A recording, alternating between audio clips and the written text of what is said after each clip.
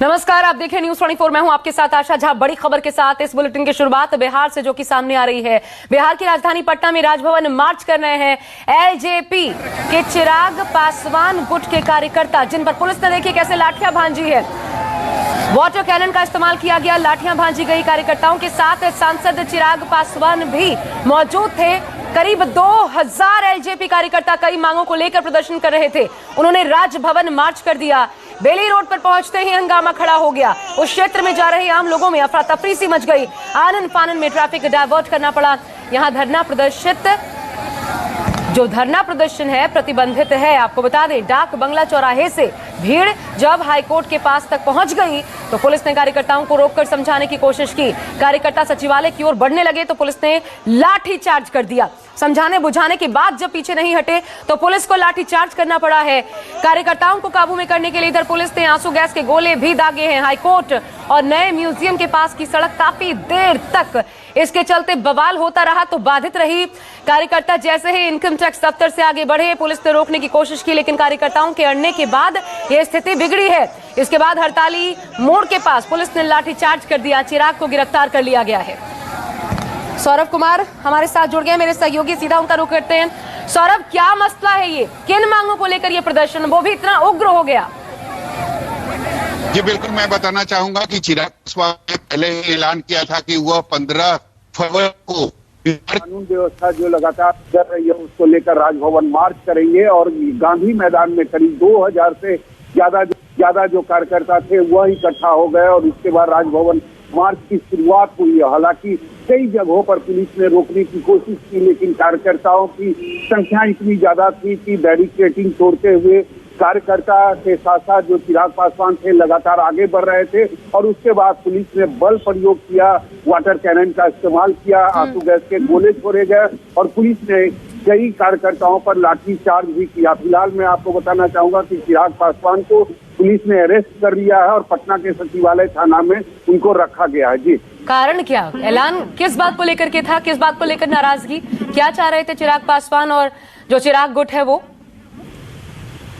जी बिल्कुल, चिराग पासवान का कहना था कि पिछले कई महीनों से बिहार की जो कानून व्यवस्था है लगातार बिगड़ रही है और मुख्यमंत्री नीतीश कुमार हाथ पर हाथ धर के बैठे हुए हैं। ऐसे में उन्हें इस्तीफा दे देना चाहिए। अपनी इसी मांगों को लेकर आज चिराग पासवान ने राजभवन मार्च का ऐलान किया था। काफी संख्या में जो कार्यकर्ता थे वह मौजूद थे। हालांकि कई जगहों पर पुलिस ने रोकने की कोशिश की, लेकिन कार्यकर्ता की संख्या काफी ज्यादा थी और इसीलिए कार्यकर्ता पुलिस की जो बैरिकेडिंग थी उसको तोड़ते हुए आगे बढ़ रहे थे। और उसके बाद पुलिस ने बल प्रयोग किया, आंसू गैस के गोले छोड़े गए, वाटर कैनन का इस्तेमाल किया गया और कई जगहों पर पुलिस ने कार्यकर्ताओं पर लाठी। अच्छा, एक सेकंड सौरभ, ये देखिए तस्वीरें हम दिखा दें। ये देखिए चिराग पासवान, आप जिनको गिरफ्तार कर लिया गया है उनकी तस्वीर आप देख पा रहे हैं। देखिए कैसे आगे बढ़ने की जब कोशिश कर रहे थे, पुलिस ने पहले रोकने की कोशिश की, समझाने बुझाने की कोशिश की, लेकिन अपनी मांगों को लेकर अड़े हुए थे क्योंकि कानून व्यवस्था का मसला लगातार। इसको लेकर के पहले ऐलान भी किया गया था कि 15 तारीख को इस प्रकार का कूच होगा। 2000 के कार्यकर्ता लगभग गांधी मैदान में पहला जुटे, जैसा कि मेरे सहयोगी सौरभ बता रहे थे, और वहां से मार्च हुआ, जगह जगह पर रोकने की कोशिश, लेकिन फिर भी आगे बढ़ते चले गए। राजभवन का घेराव करने की कोशिश थी, जिसके पहले यहां पर वाटर कैनन का इस्तेमाल, आंसू गैस के गोले छोड़े गए, यहां तक कि लाठी चार्ज हुआ है। चिराग पासवान को अब गिरफ्तार कर लिया गया है। क्या चोटें भी आई हैं सौरभ कार्यकर्ताओं को? और अभी का हाल बता दीजिएगा जरा जल्दी से। जी बिल्कुल, दर्जन भर से ज्यादा जो कार्यकर्ता हैं वह गंभीर रूप से घायल भी हुए हैं। फिलहाल चिराग पासवान को पुलिस ने अरेस्ट कर लिया और पटना के सचिवालय थाना में उनको रखा गया है। चिराग पासवान के अलावा कई नेता और कई कार्यकर्ता हैं जिनको पुलिस ने अरेस्ट किया है और सचिवालय थाना में फिलहाल उनको रखा गया है। जी शुक्रिया आपका सौरभ। हालांकि ये जो प्रदर्शन का तरीका है इसको कैसे देखा जाए, क्योंकि लगातार पुलिस समझाती बुझाती रही, माने नहीं, और उसके बाद कार्यकर्ताओं को चोटें आई हैं। यहां पर पुलिस ने लाठीचार्ज कर दिया था। आप नजर बना के रखिएगा सौरभ, अपडेट्स आगे आपसे लेंगे। फिलहाल शुक्रिया। और अब चलिए बढ़ते हैं आगे। गुरुग्राम की बात, हिजाब पहने हुए विदेशी महिला ने यहां पर दरअसल हमला कर दिया।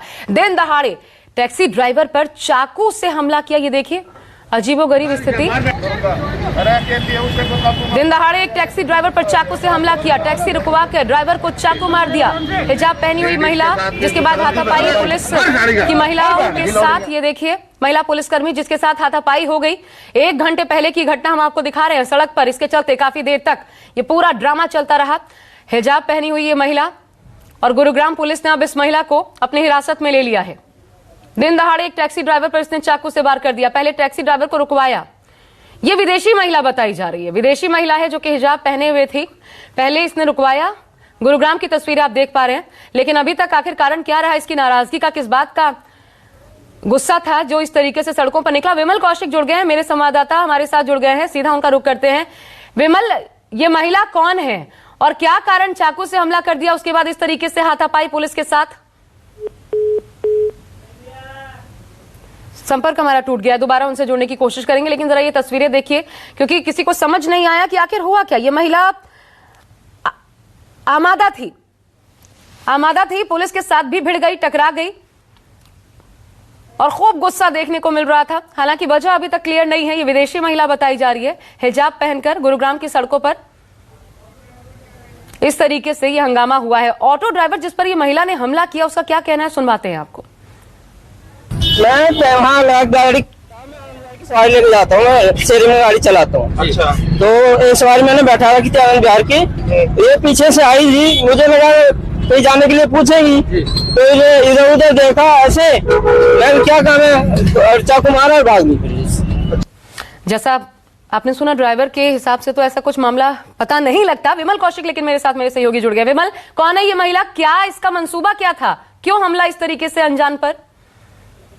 देखिए, इस बारे में अभी लगातार पुलिस इससे पूछताछ करे। सबसे बड़ी बात यह है कि पुलिस को भी महिला बिल्कुल भी सहयोग नहीं कर रही है और इसने जब पुलिस ने इससे बात करने की भी कोशिश की तो ये एक अलग तरह की लैंग्वेज में पुलिस से बात कर रही है, तो पुलिस भी लिहाजा अभी समझ नहीं पा रही है और इसके लिए ट्रांसलेटर की व्यवस्था की जा रही है। उसके बाद ही तमाम चीजें क्लियर होंगी कि आखिर इसने पूरी घटना को अंजाम क्यों दिया। लेकिन जिस तरीके से ये राजीव चौक, जो काफी भीड़ भरा इलाका है गुरुग्राम का, वहां पर यह घटना हुई। एक टैक्सी चालक अपनी गाड़ी में बैठा हुआ था, सवारियां भर रहा था, तभी जो है ये महिला पीछे की तरफ से आई और उसको इशारा किया। उसने शीशा खोलकर जब इससे बात करनी चाहिए तो इतने में महिला ने चाकू मार दिया। तो ये पूरी घटना वाकई में बेहद चौंकाने वाली है। सबसे बड़ी बात है कि जो टैक्सी ड्राइवर है रघुराज, वो इस बात से साफ इनकार कर रहा है कि वो इस महिला को कोई जानता है या फिर उससे कोई रंजिश है या फिर उससे कोई उसको लेकर कोई बहस हुई या कोई घटना हुई। इस पूरी घटना से वो इनकार कर रहा है। लेकिन पुलिस के लिए भी एक अजीब पहेली बनी हुई, क्योंकि जब महिला को पुलिस ने हिरासत में लिया उस वक्त भी पुलिस को खासी मशक्कत करनी पड़ी, क्योंकि आसानी से महिला जो है वो पुलिस को सहयोग नहीं कर रही थी और लगातार पुलिस के साथ भी हाथापाई कर रहे थे। यहाँ तक कि जो महिला पुलिसकर्मी थी उसके साथ भी काफी हाथापाई की कोशिश की गई। आखिरकार फिर पुलिस ने इसको जबरन गाड़ी में बिठाया और फिलहाल अपने साथ पुलिस स्टेशन ले गई है। लेकिन क्योंकि लैंग्वेज की भी प्रॉब्लम आ रही है कि किस लैंग्वेज में ये बात कर रही है, पुलिस अभी इसकी तमाम जानकारियां हासिल कर रही है और एक ट्रांसलेटर के जरिए इससे बात करने की कोशिश की जा रही है। आसपास के लोगों ने विमल कुछ बताया, वहीं की रहने वाली थी क्या, कोई पहचानता था, कोई जानकारी इस महिला के बारे में आसपास के लोग जो दे पाए हों? देखिए, महिला ने क्योंकि हिजाब पहना हुआ है तो ज्यादा लोगों ने उसका चेहरा नहीं देखा और लोगों ने ना ही इसके बारे में कोई जानकारी दी है, क्योंकि किसी को भी इस महिला के बारे में जानकारी नहीं। खुद जिस टैक्सी ड्राइवर के साथ ये पूरी घटना हुई वो ही इस पूरी घटना से अनभिज्ञ है। उसका भी सीधे तौर पर कहना है कि उसको ना तो इस महिला के बारे में कोई जानकारी है, ना ही इससे कोई वो पहले मिला है। तो ये तमाम चीजें हैं और जाहिर तौर पर एक बड़ी पहेली बनी हुई है कि आखिर महिला ने इस तरीके से एक हमले को क्यों अंजाम दिया। और जाहिर तौर पर उसने वहां पर ना सिर्फ हमले को अंजाम दिया, बाकायदा उसके बाद जब वो वहां से भागी और उसने रास्ते में ही जो उसके हाथ में चाकू था उस चाकू को भी वहीं पर सड़क के दूसरी तरफ फेंक दिया। तो पुलिस उसको भी बरामद करने की कोशिश कर रही है। लेकिन एक गंभीर सवाल तो खड़ा होता है कि आखिर ये कौन महिला है और इस पूरी घटना के पीछे इसका क्या मकसद था, क्या कोई कुछ और घटना को उसने अंजाम देना था। तो तमाम चीजें पुलिस की अभी जांच में है और सबसे पहले इस महिला की पहचान की कोशिश की जा रही है। जी, एक बार फिर सुनवाते हैं वो टैक्सी ड्राइवर जो कि सवारी भर रहा था, अचानक जब उस पर हमला हुआ, क्या कहना था, क्या पक्ष आया है टैक्सी ड्राइवर का, सुनिए। मैं वहाँ गाड़ी खड़ा था, मैं आनंद बिहार की सवारी लेके जाता हूँ, मैं शहर में गाड़ी चलाता हूँ। अच्छा। तो एक सवारी मैंने बैठा हुआ कि आनंद बिहार की, ये पीछे से आई थी, मुझे लगा कहीं जाने के लिए पूछेगी, तो इधर उधर देखा ऐसे, मैं क्या काम है, चाकू मारा। ये देखिए टैक्सी ड्राइवर का पक्ष हम आपको सुनवा रहे हैं। सवारी भर रहा था, उस दौरान अचानक से पीछे से महिला आई, टैक्सी ड्राइवर को लगा शायद पूछने के लिए आई, कहीं जाना होगा, लेकिन अचानक से हमला कर दिया। हालांकि रोक पाया ये टैक्सी ड्राइवर। अच्छी बात ये रही कि उसे चाकू लगा नहीं। लेकिन उसके बाद देखिए ये तस्वीरें बड़ी आश्चर्यजनक है, क्योंकि अभी तक कुछ पता नहीं महिला कहाँ की है। किसी दूसरी लैंग्वेज में बात कर रही थी, किसी विदेशी भाषा में, इसलिए अभी तक वो भी दिक्कत आ रही है कि कैसे समझें वो क्या कह रही है, किस बात को लेकर के नाराजगी, या फिर कहाँ की रहने वाली है, यहाँ ही उसका आवाज था। ये तमाम चीजें अभी अनक्लियर हैं।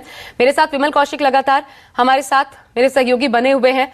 विमल, यहीं की थी ये महिला, क्या गुड़गांव की ही रहने वाली है? यहाँ पर आवास लिया हुआ था, कहीं रिश्तेदारी में आई किसी के यहाँ पर, किसी दोस्त के यहाँ पर? कोई जानकारी अभी तक नहीं मिल पाई है क्या?